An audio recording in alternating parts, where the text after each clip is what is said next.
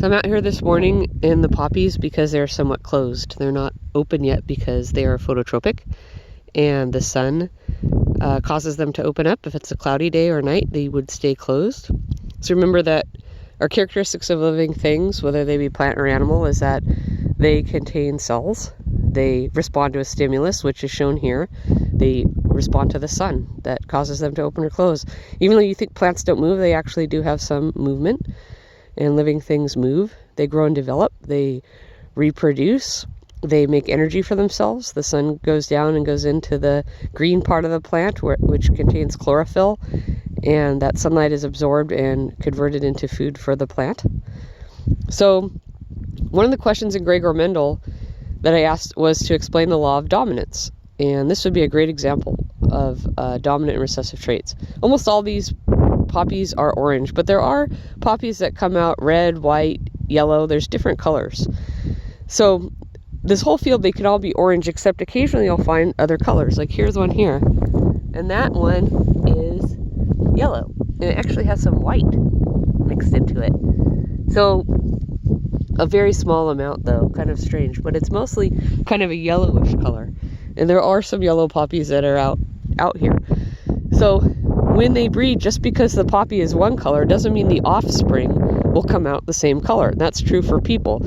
Two parents can have brown hair and they can have a child with blonde hair because they carry the blonde hair trait inside their genes.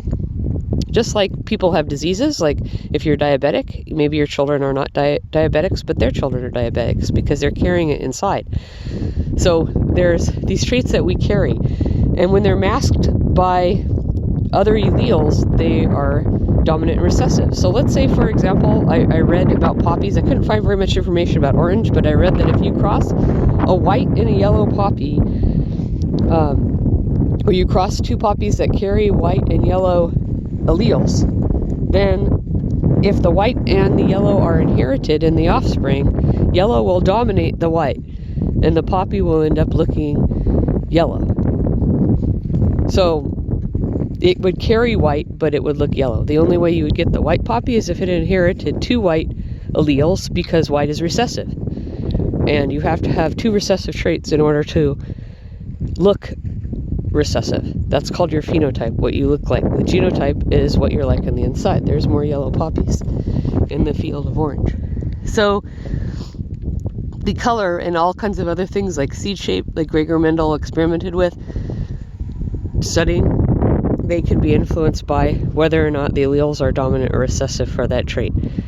So when you inherit one allele, that's one way, and another, that's another way, but you can only look one way and it's not going to be blended or codominant, then it's always going to be dominant or recessive. And the plant will come out, or the animal will come out looking like the dominant trait, but carry the recessive trait inside.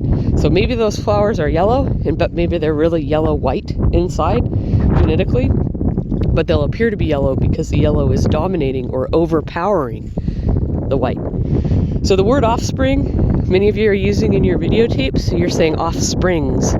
There is no offsprings. It's an irregular plural. We don't ever put an S at the end of offspring. Whether you have one or five children, it is offspring, not offspring. So 5 offspring, for example, not offsprings, plural. So I think that's about it for this morning.